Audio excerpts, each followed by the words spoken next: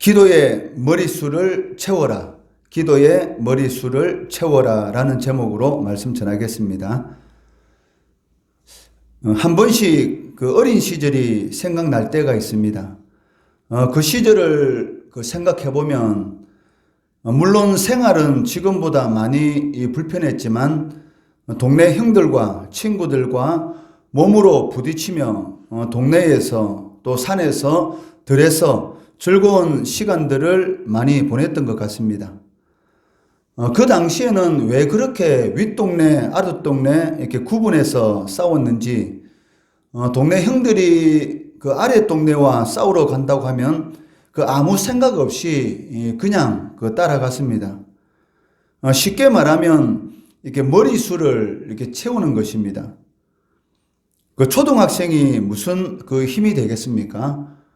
그래도 이 싸움에는 그 머리수가 이렇게 중요하기 때문에 그 아랫동네와 이렇게 전쟁을 한다, 또 아랫동네와 이렇게 싸운다라고 하면은 그 동네에 있는 모든 이런 아이들을 다 데리고 가서 서로 이렇게 누가 많은 숫자가 모였는지 그 머리수로서 그 상대방을 이렇게 위협하던 그런 시절도 이렇게 있었습니다.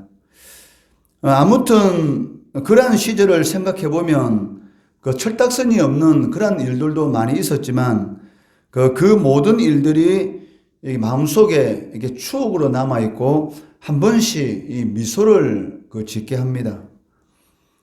오늘 본문 말씀에도 이 머리 숫자에 이 싸움이 나오고 있습니다.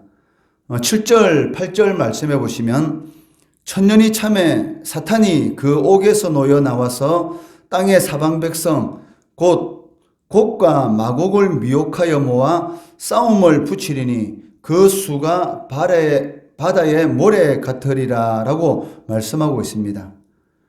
7절 말씀에 천년이라는 이 기간은 그 물리적인 그런 기간이 아니라 상징적인 기간이다라고 말씀드렸습니다. 여기 천년이 찼다라는 것은 그리스도의 재림의 날이 가까웠다라는 것을 의미하고 있습니다. 그리고 사탄이 잠시 놓이게 되므로 7년 대환란이 일어나게 될 것인데 이때의 모습에 대해서 주님께서는 마태복음 24장에서 잘 설명해 주고 있습니다. 민족이 민족을, 나라가 나라를 대적하고 곳곳에서 기근과 지진이 일어나겠고 거짓 선지자를 통하여 많은 사람들이 미혹을 당하며 불법이 성함으로 사랑이 식어지는 그 일들이 일어나게 될 것이다 라고 말씀하고 있다는 것입니다. 그리스도께서 재림하시는 그 날이 가까우게 되면 이러한 일들이 일어나게 된다는 것이죠. 그 대표적인 그 일이 뭐겠습니까? 많은 사람들이 그 미혹을 당하는, 즉 주님으로부터 이게 떠나게 되는 그런 일들이 많이 일어나게 된다는 것입니다.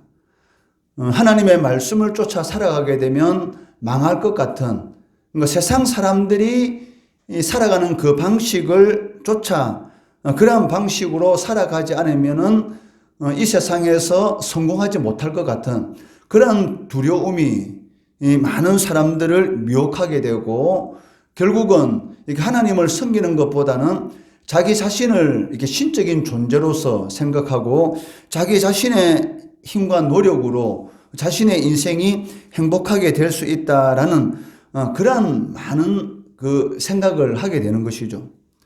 그리고 주님이 재림하실 때가 가까우게 되면 사랑이 식어지는 그런 일들이 일어나게 된다라고 기록하고 있습니다. 오늘날도 이러한 일들은 우리가 쉽게 경험하지 않습니까? 이 코로나 사태로 인해서 자신의 삶이 어려워지다 보니까 이런 이웃을 돌보는 그러한 일들이 차츰 없어지게 되는 그런 이 모습을 이렇게 보게 되는 것이죠.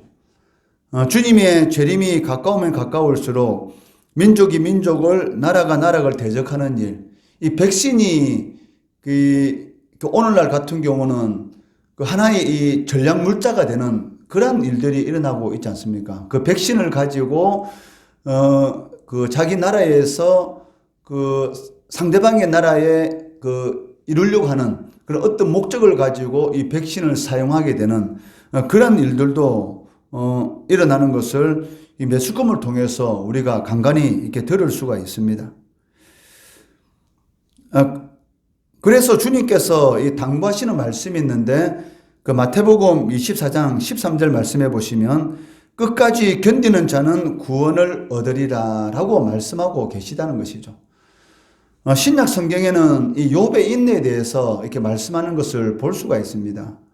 그 이유는 그 성도들에게 있어서 이 인내가 그 신앙생활 데서 그 가장 중요하기 때문입니다. 얼마나 많은 이 신앙생활을 하는 우리의 신앙의 여정 가운데 우리의 인내를 요구하는 그런 일들이 얼마나 많이 일어나는 것을 우리가 볼 수가 있는데 우리의 삶이 우리의 생각대로 잘 진행되지 않는 그런 일들이 얼마나 많습니까? 그때마다 그 세상 사람들의 살아가는 그 방식을 쫓아가고 싶은 사람이 떡으로만 사는 것이 아니요 하나님의 입에서 나오는 말씀으로 살 것이다 라고 말씀을 하고 계시지만 실질적으로 우리가 육신으로 이렇게 부딪히는 우리의 삶은 말씀으로 사는 것보다는 떡으로 사는 것이 더 잘 살 것 같은 더 행복할 것 같은 그러한 생각들이 얼마나 이 폭풍우 같이 이렇게 밀어붙이는지 순간순간 타협하고 싶은 그런 생각이 들 때가 얼마나 많습니까? 그럴 때마다 그 하나님은 우리들에게 그 욥의 그 인내를 이렇게 요구하고 있다는 것이죠. 참고 견디는 자가 구원을 얻으리라 라고 말씀하고 계시는 것을 볼 수가 있습니다. 감옥에서 나온 사탄이 하는 일이 무엇입니까? 땅의 사방 백성들을 수단과 방법을 가리지 않고 미혹하여 모은다는 것입니다. 얼마나 많은 사람을 미혹했든지 그 수가 바다의 모래와 같다라고 말씀하고 있습니다. 즉 최대한 이렇게 머리수를 채우는 그러한 일들을 행하고 있다는 것입니다. 그 이유가 무엇이냐면 그 교회와의 이 최후의 일전을 하기 위함이다라고 성경은 말씀하고 있습니다. 이것을 9절 말씀해 보시면 그들이 지면에 널리 퍼져 성도들의 진과 사랑하는 성을 두르매 저 성도들의 이런 모든 모임들을 포위하고도 남을 만큼의 많은 숫자를 모으고 있다라고 말을 하고 있습니다. 그러나 이 최후의 전쟁의 결과는 어떻게 됩니까? 9절 하반절 말씀해 보시면 하늘에서 불이 내려와 그들을 태워버렸다라고 말씀하고 있습니다. 그리고 이들을 미혹한 이 마귀에 대해서는 10절에서 말씀하고 있는데 또 그들을 미혹하는 마귀가 불과 유황못에 던지지니 거기는 그 짐승과 거짓 선지자도 있어 세세토록 밤낮 괴로움을 받으리라 라고 말씀하고 계십니다. 전쟁은 이 사탄의 패배로 끝난다라는 것은 이미 정해진 것입니다. 그렇지만 그 하나님께서 정하신 그리스도의 재림의 날까지는 사탄이 그 제한적인 이 영역 안에서 아직도 이 우는 사자와 같이 활동하고 있는 것을 볼 수가 있고 주님이 재림하시는 날 그때 영원히 사단의 활동이 멈추게 되는 저 불과 유황으로 타는 못에 던져지는 그런 일이 일어나게 된다는 것입니다. 사탄과 짐승과 거짓 선지자와 그들을 따르는 모든 사람들은 불과 유황못에 던져져서 영원한 형벌을 받게 될 것이다 라고 말씀하고 계십니다. 이처럼 교회는 사탄과의 전쟁에서 반드시 승리하게 될 것입니다. 그렇지만 이 존 번연의 이 철로 역정이라는 그 책에 기록된 그 내용들을 이렇게 살펴보면 그 철로 역정이라는 이 책은 성경 다음으로 많은 기독교인들에게 읽혀지고 있는 그런 기독교 고전입니다. 그 내용에 보면은 이 크리스찬이라는 이 성도가 천국으로 가는 그 길 가운데서 얼마나 많은 이 신앙의 위기의 상황에 접하게 되는 것을 우리가 볼 수가 있지 않습니까? 미혹이라는 그런 마을을 지나게 되고 그리고 욕심이라는 그런 많은 또 이 마을을 지나게 되고 또 사람들을 만나게 되고, 그러니까 우리가 살아가면서 겪을 수 있는 두려움, 욕심, 시기, 질투, 그런 많은 마을과 사람들을 만나면서 그 미혹에 빠져서 신앙을 잃을 뻔한 그런 상황 가운데서 또 다시 또 일어서게 되는 그런 많은 내용들이 기록되어 있는 것처럼, 성도가 이 천국으로 가는 그 길 가운데서는, 우리가 육신을 입고 이 세상을 살아가는 그런 가운데서는 많은 미혹과 우리를 시험에 들게 하는 그런 한 일들이 많이 있습니다. 그렇지만 궁극적으로는 성공을 하게 된다는 것이죠. 성령께서는 어떤 방법을 동원해서 성도가 이 영원히 지옥 형벌을 받을 그러한 길에 빠지지 않도록 징계를 행하는 그러한 방법을 동원해서도 깨우치게 만들어 주시고, 끝까지 이 성도의 견인 끝까지 끌고 가서 결국은 이렇게 승리를 하게 되는데, 그 승리가 이 광야와 같은 메마른 땅을 걸어가는 그러한 승리의 길을 걸어갈 것인가, 아니면 젖과 꿀이 흐르는 그런 길을 걸어갈 것인가 라는 것은 바로 성도의 이 선택에 달려 있습니다. 눈에 보기에는 그 길이 좁은 길인 것처럼 보이지만, 그 좁은 길을 걸어가게 되면 그 길에는 누가 동행하는 길입니까? 바로 주님께서 동행하시는 길이고, 눈으로 보기에는 넓은 길이고 쉽고 평안한 길같이 보이지만 실질적으로 그 길에는 주님이 함께 하시지 않는, 자신의 힘으로서 그 십자가를 메고 가야 되는 그런 길인 경우가 상당히 많다는 것입니다. 그렇기 때문에 반드시 교회는 사탄과의 전쟁에서 승리하게 되지만, 눈에 보이는 그 현상은 그것이 어렵고 힘들다 할지라도 끝까지 주님 말씀 붙들고 인내의 길을 걸어가게 되면 그 길은 궁극적으로 주님께서 함께 하시는 길이고, 그 길이 바로 형통한 길이란 것입니다.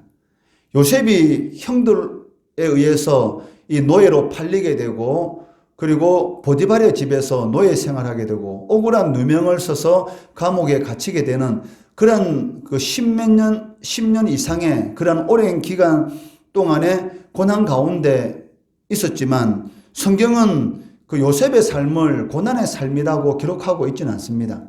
하나님이 함께 하심으로 형통하였더라라고 기록하고 있다는 것이죠. 실질적으로 요셉이 부딪힌 삶은 그 사람들의 눈으로 보기에는 고난의 삶이었습니다. 아버지에게서 그렇게 사랑을 받던 요셉이 형들에 의해서 노예로 팔렸을 때 그것이 어떻게 형통한 삶이 될 수가 있습니까? 그렇지만 하나님이 함께 하시니까 어디에 있든지 그 삶은 형통할 수밖에 없다는 것이죠. 그러니까 하나님이 함께 하시는 삶은 그 상황과 환경과는 전혀 상관이 없는 그러한 상황과 환경을 충분히 극복하고도 남을 그런 은혜가 임하게 된다는 것입니다. 그렇기 때문에 형통한 삶은 상황과 그런 환경이 문제가 아니라 하나님이 함께 하시느냐 아니면 함께 하시지 않느냐에 따라서 좌우된다는 것이죠. 그런데 하나님이 함께 하시는 사람은 어떤 사람입니까? 그 예수님께서는 나를 사랑하는 자는 내 계명을 지키는 자다. 즉 하나님의 말씀을 붙들고 살아가는 자들이 주님을 사랑하는 자들이고, 그러한 자들과 주님께서 함께 하신다라고 말씀하고 있다는 것이죠. 이러한 자들이 사탄과의 전쟁에서 결국 승리하게 될 것입니다. 교회에 그 승리의 비결이 있는 것이 아니기 때문입니다. 하늘에서 불이 내려와서 사탄과 그를 따르는 모든 세력들을 이렇게 태워 없앴다라고 이렇게 말씀을 하고 계시는데, 하늘에서 불이 내려왔다라는 것은 무엇을 의미합니까? 하나님께서 하나님의 교회를 보호해 주시고 지켜주시고 그리고 궁극적으로는 승리하게 해주신다라는 그런 것을 의미하고 있습니다. 그렇기 때문에 교회의 그 자체의 힘으로서 사단과의 전쟁에서 승리하는 것이 아니라 궁극적으로는 하나님이 함께 하심입니다.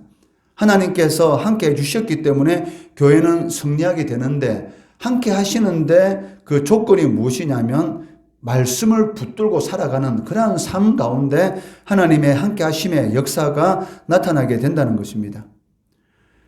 그렇다면 그 하늘에서 심판의 불이 내려와서 궁극적으로 교회가 승리하게 되었는데 그 심판의 불이 이 내리도록 한 그 원인이 있다는 것입니다. 그 원인이 무엇입니까? 그것은 바로 성도들의 기도입니다. 기도가 하나님의 일을 일어나게 만드는 그런 원동력이 된다는 것입니다. 요한계시록 8장 4절 5절 말씀해 보시면 향연이 성도의 기도와 함께 천사의 손으로부터 하나님 앞으로 올라가는지라 천사가 향로를 가지고 제단에 불을 담아 땅에 쏟음에 우레와 음성과 번개와 지진이 나더라 라고 기록하고 있습니다. 그 요한계시록에 기록된 모든 내용들, 그러니까 사도 요한이 요한계시록의 그 내용을 기록하면서 마치 이렇게 시간적인 그런 순서대로 이 심판이 일어나는 것처럼 기록했지만 사실은 그러한 것이 아닙니다. 그러니까 사도 요한은 그 논리적인 순서로 이 거짓 선지자와 그리고 그들을 섬기는 이런 짐승이 먼저 이 유황불에 던져지고 그 다음에 사탄이 던져지고 이렇게 기록하고 있지만 실질적으로 그러한 것이 아니고 주님이 재림하시는 그날 모든 이런 7대접의 그런 심판들이 동시에 다발적으로 일어나게 되는 것이죠. 그리고 이 사탄과 그리고 짐승과 거짓 선지자와 그를 따르는 모든 사람들이 바로 한꺼번에 이 불과 유황 타는 못에 던져지게 되는 것입니다. 다만 그 사도 요한이 요한계시록을 기록하는 그런 이런 기도 방식에 있어서 이런 논리적인 그런 증명을 하기 위해서 마치 시간적인 순서로 이런 일들이 차츰차츰 일어나는 것처럼 보이지만 그렇지 않다는 것이죠. 주님이 재림하실 때 바로 이런 그 대접의 심판들이 한꺼번에 쏟아 부어지는 것이고 그 주님을 믿지 않는 모든 사람들이 그 동시에 불과 유황을 타는 그런 심판을 이렇게 받게 되는 것이죠. 이러한 그런 심판의 이런 불이 내리도록 하는 원인은 바로 성도들의 이런 기도입니다. 기도를 통해서 하나님의 역사가 일어나게 된다는 것입니다. 하나님의 교회는 성경에 기록된 대로 반드시 승리하게 됩니다. 그러나 이런 뻔한 결과 우리들도 이미 알고 있지 않습니까? 승리할 것이다. 하나님의 교회는 반드시 승리할 것이다 라는 것을 알고 있습니다. 그런데 이런 뻔한 결과에도 불구하고 하나님께서 성도들에게 요구하시는 것이 있는데 그것이 바로 쉬지 말고 기도하는 것입니다. 예수님께서는 제자들에게 기도 외에는 다른 것으로는 이런 들어온 귀신들을 쫓아내는 그런 능력을 행할 수 없다라고 말씀하고 계십니다. 누가복음 9장의 사건을 보더라도 이 간질병 걸린 아이의 병을 고치는 그런 일에 있어서 제자들이 그 간질병 그 귀신을 그 아이로부터 쫓아내지 못하고 있습니다. 주님과 그 베드로와 야고보와 요한이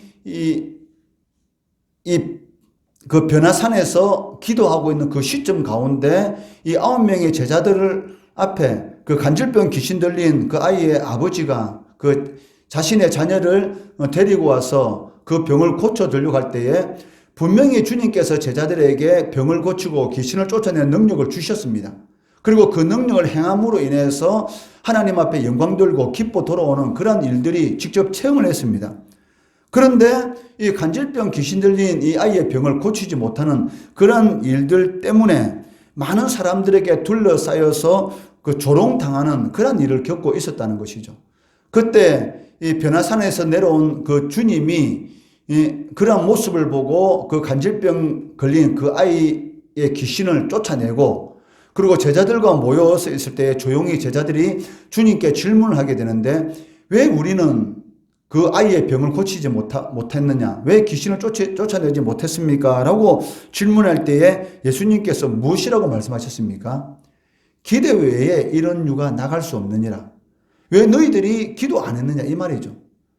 내가 너희들에게 병을 고치는 권세 그리고 귀신을 쫓아내는 능력을 주었지만 그러한 능력이 그 너희들 그 속에서 활성화되고 나타내기 위해서는 반드시 무엇이 필요한 것입니까? 기도가 필요한 것이죠. 그 예수님께서는 하나님의 아들이시고 창조주십니다. 성부 하나님의 창조 사역은 삼위일체 하나님의 그 동시사역이었습니다.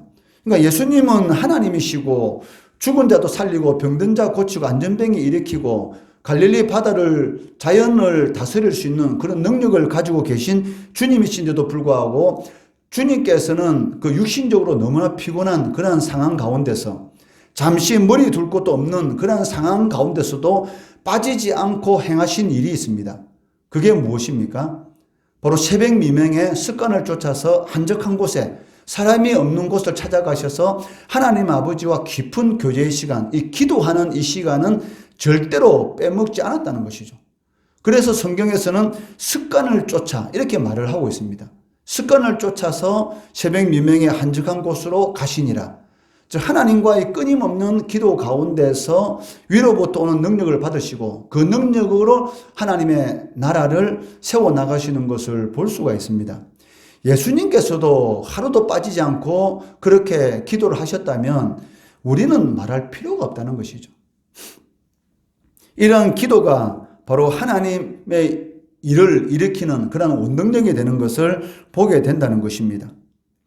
사단은 수단과 방법을 가리지 않고 많은 사람들을 미혹해서 머리수를 채우려 합니다. 코로나 사태가 터지고 마치 교회가 이런 전염병의 원인이 되는 것처럼 얼마나 많은 사람들이 교회에 대해서 핍박을 하고 또 기사에 달린 이 댓글을 여러분들 읽어보셨는지 모르겠지만 저는 한 번씩 이렇게 봤는데 얼마나 심하게 교회에 대해서 좋지 않은 그런 내용, 이 댓글을 적어 놓는지 모릅니다.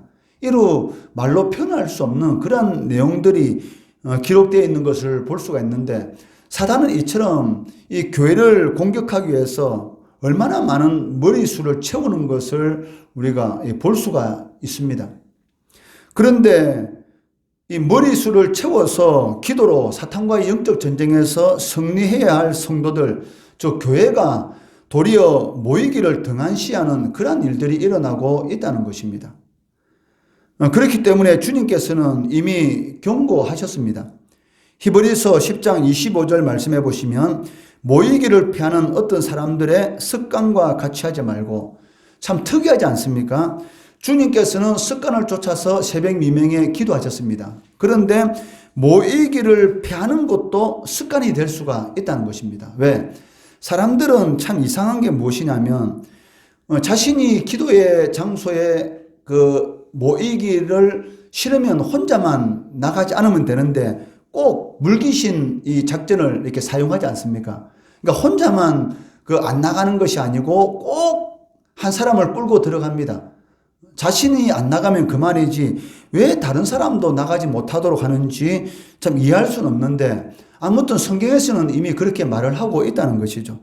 모이기를 피하는 어떤 사람들의 습관과 같이 하지 말고, 그러니까 모이려고 하지 않는 그런 습관이 몸에 배기게 되면 이제 모이는 것이 힘들어지게 되는 것이죠. 이것이 바로 사탄이 사용하는 방법입니다. 교회는 모임입니다.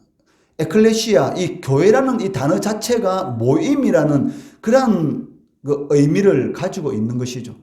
그런데 사탄은 이미 알고 있죠. 교회가 모이는 것을 하지 못하도록 막으면은 신앙은 사라지게 될 것이다. 교회는 아무 힘을 쓰지 못하게 될 것이다 라는 것을 이미 알고 있기 때문에 수단과 방법을 가리지 않고 이 모이지 못하는 그런 습관을 몸에 배기도록 만드는 것이죠. 이런 일들은 실질적으로 이 코로나 사태를 통해서 일어나고 있습니다. 사실은. 그런 일들이 일어나고 있다는 것이죠. 그렇기 때문에 어떻게 해야 됩니까? 오직 근하여 그날이 가까움을 볼수록 더욱 그리하자.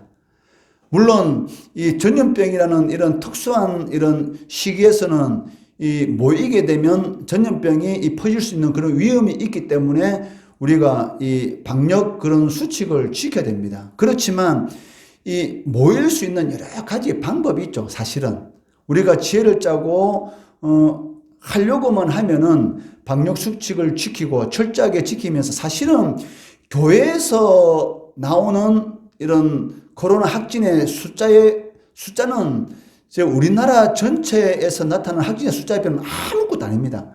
그런데도 마치 그것을 크게 이렇게 부풀려서 모든 잘못을 교회에 돌리려고 하고 있는데 그것은 어떻게 보면은 이 사단의 이 역사인 것이죠. 교회를 핍박하는 그런 역사에 우리가 속으면 안 되죠. 자꾸 사단을 공격하면 사단의 나라가 세워질 수 없는 것처럼 교회가 교회를 공격하면 안 된다는 것이죠. 성도가 교회를 욕하면 되겠습니까? 그런데 오히려 성도가 더 교회에 대해서 좋지 않게 그렇게 말하는 그러한 경우도 있습니다. 모이는 것은 하나님의 명령이고 우리가 방역 수칙을 지켜가면서 우리가 철저하게 자신의 이런 건강 수칙을 지켜가면서 모이려고 하면은 여러 가지 방법이 있습니다. 그런데 이것이 마치 기회인 것처럼 쫓아서 모이지 말자라고 하면서 육신의 그런 편안함을 쫓게 되면 결국은 어떻게 됐습니까? 신앙은 다 잃어버리게 되는 것이죠. 결국 그러면 누구만 좋게 만드냐? 이 사탄만 좋게 만들고 그리고 사단의 노예가 되는 그러한 상황 가운데로 떨어질 수밖에 없다는 것입니다. 그렇기 때문에 모이기를 피하는 어떤 사람들의 습관과 같이 하지 말고 오직 권하여 그날이 가까움을 볼수록 더 고려하자. 주님의 재림하시는 그날이 가까워오면 올수록 그러한 일이 생기기 때문에 더욱 우리가 서로 권해서 모이기를 힘쓰도록 하자라고 말씀하고 있습니다.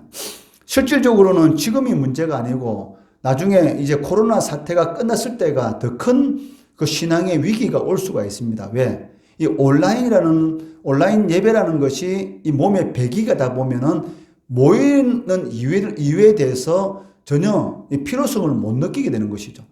왜? 집에서 온라인을 통해서도 편하게 예배 드리는데 굳이 나가서 그 예배 드려야 할 필요가 있는가라는 것입니다. 그렇지만 이러한 경우는 특수한 경우입니다.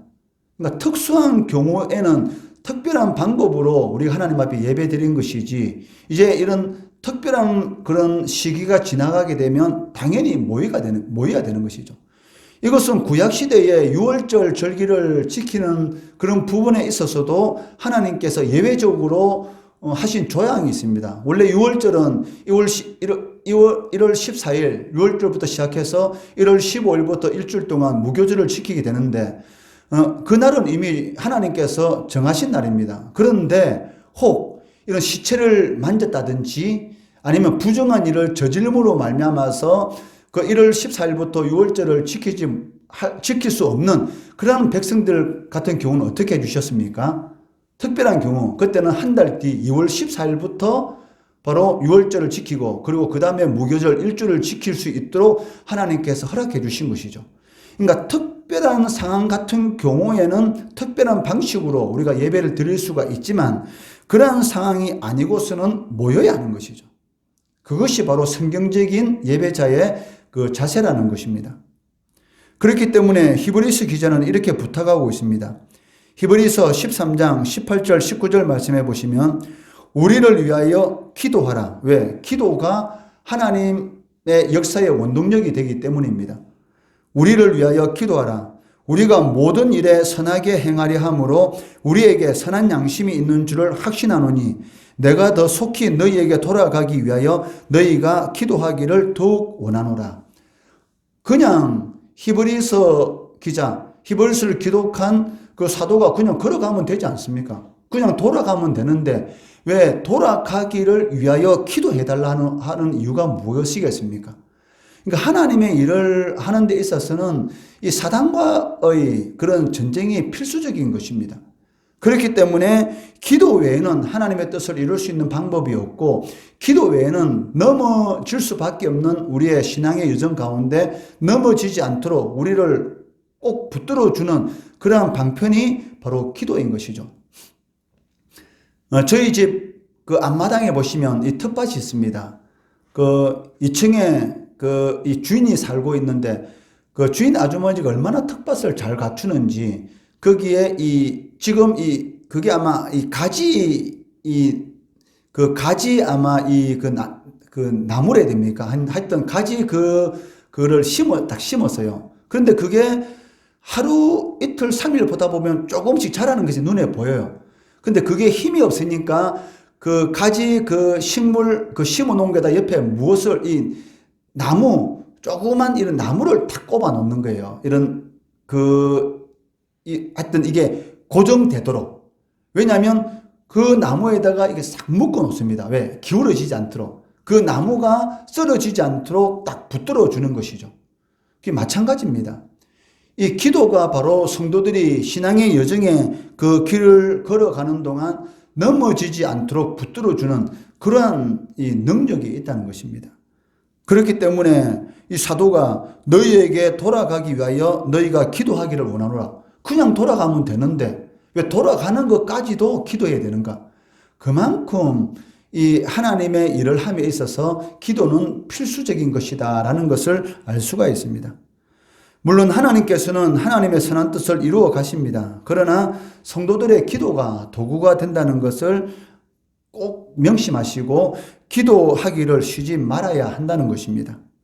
어찌 보면 기도하는 것만으로도 하나님께서 나에게 맡기신 사명을 잘 감당했다라고 할 수가 있다는 것입니다.